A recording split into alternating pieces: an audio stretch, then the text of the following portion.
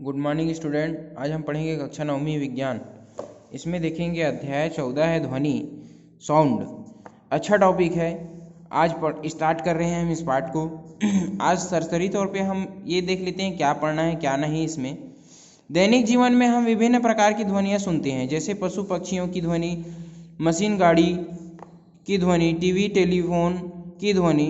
कुछ भी ध्वनि ऐसी होती है जिससे हम नहीं सुन पाते, जैसे कि लेकिन कुछ पशु पक्षी उसे सुन सकते हैं। जैसे कि क्या होती है, बहुत ज़ोर से जो बहुत ज़्यादा आवाज़ आता है, जो ज़्यादा हर्ट्ज का रहता है, तो उसको क्या होता है, हमारी जो मानव शक्ति जो कान होती है जो सुनने के लिए, वो नहीं सुन पाती। ठीक है। और कोई जो एकदम कम आवाज़ रहता है उसको भी नहीं सुन पाता। ठीक है, देखते हैं इसमें क्या है। ध्वनि से संबंधित कई प्रश्न है, जैसे ध्वनि क्या है, यह कैसे उत्पन्न होती है, ध्वनि किस स्रोत से हमारे कान तक पहुंचती है, बंद कार, बंद बस या बंद कमरे के भीतर किसी व्यक्ति की आवाज़ बाहर खड़े व्यक्ति को सुनाई नहीं देती या बहुत कम सुनाई देती है, मगर जब आप कार के शीशे या दरवाजे को खटखटाते हैं तब दोनों ओर आवाज़ सुनाई देती है। ऐसा क्यों? इस अध्याय में हम इन सभी प्रश्नों के उत्तर खोजने का प्रयास करेंगे, साथ ही इससे संबंधित क्रियाकलाप भी करेंगे। देखेंगे 1 मीटर स्केल लें। ठीक है, इसके एक सिरे को 40 सेंटीमीटर तक मेज के किनारे पर कसकर दबाएं।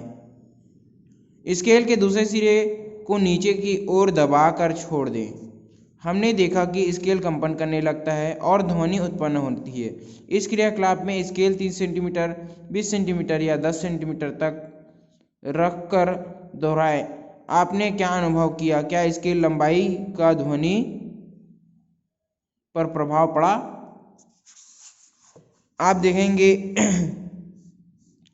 दिखाए गए अनुसार धातु की तार को 2 हुक के बीच कसकर बांधिए।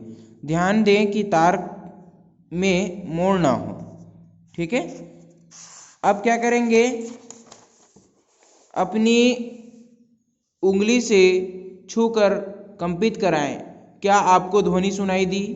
ठीक है, और देखते हैं। एक क्या बोल रहा है, एक स्वारित द्विभुज लें। अब देखें, स्वारित्र द्विभुज लें। इसकी भुजा को रबर पैड पर मारकर कंपित कराएं। इसकी भुजा को क्या करें, रबर पैड पर मारकर कंपित कराएं। कंपित स्वारित्र द्विभुज को कान में के समीप लाएं। क्या ये देखेंगे आपको ध्वनि सुनाई देती है? कंपित स्वारित्र द्विभुज की भुजा को अपनी उंगली से स्पर्श करें। आपने क्या अनुभव किया? मित्रों से चर्चा करें। उक्त सभी क्रियाकलापों में आपने देखा कि ध्वनि किसी वस्तु में कंपन से उत्पन्न होती है। विभिन्न पदार्थों वस्तुओं में कंपन से विभिन्न प्रकार की ध्वनियाँ उत्पन्न होती है। ठीक है। अब देखेंगे, पदार्थ की प्रत्यास्थता पर निर्भर करती है। ध्वनि किस पर निर्भर करती है? पदार्थ की प्रत्यास्थता पर निर्भर करती है। देखेंगे, कंपित खरित्र द्विभुज की ध्वनि सुनना कैसे सुनेंगे, उसको देखेंगे। प्रत्यास्थता पदार्थ की वह गुण है जिससे वह अपने आकार या आकृति में परिवर्तन का विरोध करता है। प्रत्यास्थता पदार्थ का वह गुण है जिससे वह अपनी आकार या आकृति में परिवर्तन का विरोध करता है। जैसे कि एक रबड़ है, इस रबड़ को मैं ऐसे खींचकर लंबा कर दूंगा, उसके बाद छोड़ दूंगा, तो वह रबड़ अपने आप वह छोटा होने लग जाएगा और वो पहली वाली स्थिति में आ जाएगा। मतलब क्या है, वह प्रत्यास्थता उसका कौन सा गुण हो गया? अगर उसके आकार में परिवर्तन किया और छोड़ दिया तो वो उस परिवर्तन का विरोध करके वापस पहले जैसे आ गया, तो वह प्रत्यास्थ गुण कहलाएगा। ठीक है। अर्थात जब किसी पदार्थ पर बल लगाकर उसकी आकृति आकार में परिवर्तन किया जाए अथवा परिवर्तन का प्रयास किया जाए, तब वह प्रत्यास्थता के कारण उस परिवर्तन का विरोध करते हुए पुनः अपनी पूर्व स्थिति में आने का प्रयास करती है। जो पदार्थ, और ये चीज याद रखना, प्रत्यास्थता क्या है, जो पदार्थ जितना ज़्यादा प्रत्यास्थ होगा वह उतना ही शीघ्रता से अपनी पूर्व स्थिति में आने का प्रयास करेगा।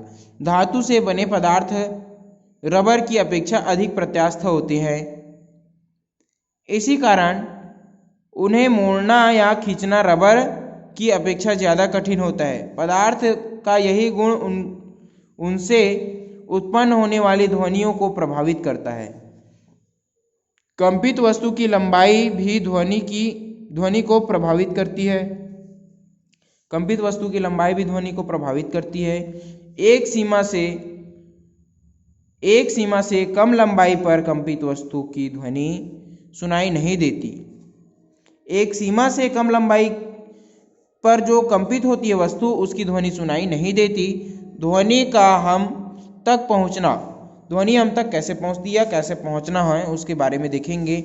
हमने देखा कि ध्वनि कंपन करती हुई वस्तु से उत्पन्न होती है। जब कोई वस्तु कंपन करती है तो वह अपने संपर्क के माध्यम के कणों पर बल आरोपित करती है, ठीक है, जिससे माध्यम के कण अपनी संतुलित या विराम अवस्था से विस्थापित हो जाते हैं और अपने समीप अन्य कणों पर समान बल आरोपित करते हैं। ये विस्थापित कण पुनः अपने समीप के कणों पर बल आरोपित करते हैं, उन्हें विस्थापित कर देते हैं। समीप के कणों को विस्थापित करने का पश्चात प्रारंभिक कण अपनी मूल अवस्था में लौट आते हैं। इस प्रकार ऊर्जा का एक कण से दूसरे कण में स्थानांतरण होता है और ध्वनि आगे बढ़ती है। माध्यम में यह प्रक्रिया तब तक चलती रहती है जब तक ध्वनि आपके कानों तक नहीं पहुंच जाती, ठीक है। क्या ध्वनि तरंग का ही एक रूप है? जी हाँ, देखते हैं। आइए इससे पूर्व क्रियाकलाप के आधार पर समझें। क्रियाकलाप 3 में जब आप स्वारित्र द्विभुज के कंपित कराते हैं तो कंपित स्वारित्र द्विभुज क्या करता है? स्वारित्र द्विभुज की भुजा अपने क्रमशः दाईं ओर और बाईं ओर कंपन दोलन करने लगती है। जब वह अपनी दाईं ओर कंपन करती है तो अपने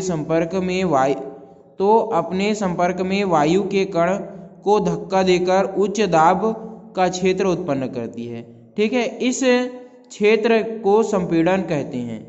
जब यह पुनः पीछे की ओर कंपन करती है, वह वापस आती है तो एक निम्न दाब का क्षेत्र उत्पन्न करती है, जिसे क्या कहते हैं? विरलन कहते हैं।